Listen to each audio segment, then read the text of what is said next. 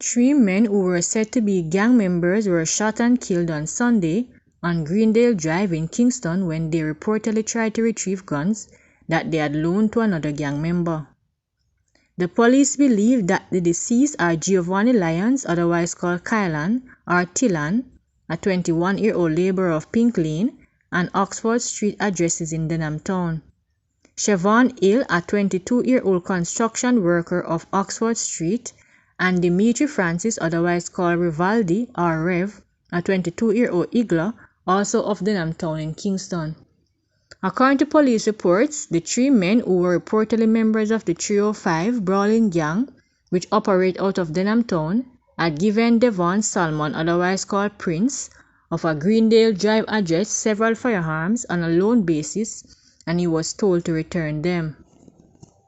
The men allegedly told to come to Greendale Drive to receive the guns. Upon their arrival, they were reportedly greeted by a man known only as Alex, an associate of Salman, who engaged them in conversation.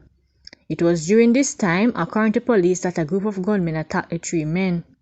Police said that intelligence suggests that the attack was planned and carried out by Salman, Alex, Ian McCleary, Jerome, otherwise called Jerky, and the other gang members of the Greendale Drive.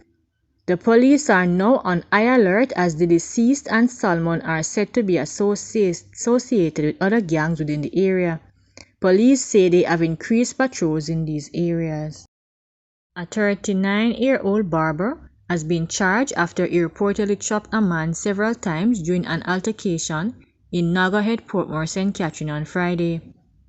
Charged with wounding with intent is Kevin Dias, otherwise called Porridge, of Bernard Lodge Estate, Portmore in the parish. Reports from the Portmore police are that about 12:30 p.m. a man was sitting on the step of a barber shop owned by Diaz. An argument reportedly developed during which it is alleged that Diaz used a machete to inflict several wounds on the man's body. The police were summoned and the injured man was taken to hospital where he was admitted for treatment. Diaz was arrested and subsequently charged following a question and answer session in the presence of his attorney.